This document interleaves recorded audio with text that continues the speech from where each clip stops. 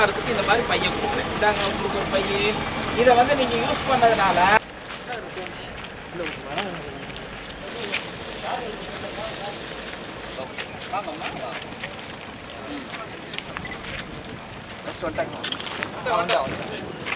சரி சரி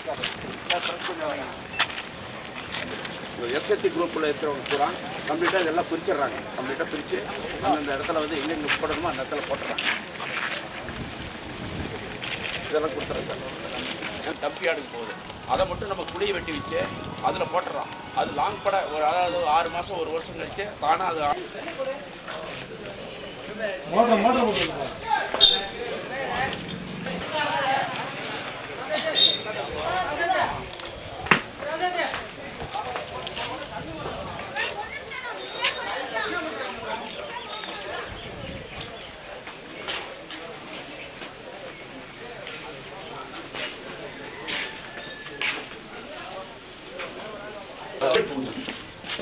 அங்கே இப்போ பிரிக்கிறதுலாங்க. இப்போ நான் நாளைக்கு வந்து நான் போட்டு அங்கே அது அங்கே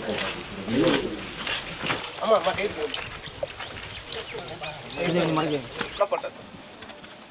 அது வந்து அவங்க வந்து இந்த மாதிரி அதை பெருசு பண்ணிட்டாங்க. எது ஈஸியோ அதை தானே நம்ம பண்ணுறோம். அதனால் இப்போ அப்படி உள்ளபடியாக பார்க்குறப்ப பழைய சமயத்தில் வந்து எரிச்சுக்கிட்டு இருந்தோம். இப்போ புதிய முறையெல்லாம் கண்டுபிடிச்சது. எரிச்சது தப்பு. புதிய முறையில் வந்து அதை வந்து மக்கும் குப்பை மக்கா குப்பைன்னு பிரித்து அதை வந்து மக்கும் குப்பையை வந்து நம்ம மக்க செய்து உரத்தை வந்து தயார் பண்ணுற ஒரு புதிய முறை இருக்குது. அதே மாதிரியே ரீசைக்கிள் பண்ணுறதுக்கு ரீசைக்கிள் பண்ணிடலாம். இந்த முறைக்கு வந்து அவர்கள் புகுதணும். அது மீன்ஸ் அதை வந்து அடாப்ட் பண்ணிக்கணும். அதுதான் வந்து இப்போ நம்மளோட மெயினான ஒரு செய்தியாக இருக்குது. அது வந்து தமிழர் பண்பாடுங்கிறனால ஏற்கனவே வந்து இது மாதிரி தான் நடந்துருக்கு. இப்போ நாம் வந்துட்டு பைகளெல்லாம் வந்து கொடுத்துக்கிட்டு இருந்தோம்.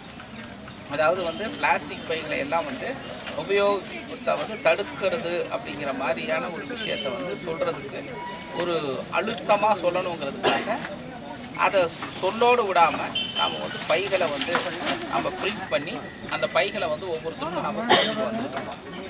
அந்த செயல்பாட்டில் வந்து ஒரு மூதாட்டியார் வந்துக்கிட்டு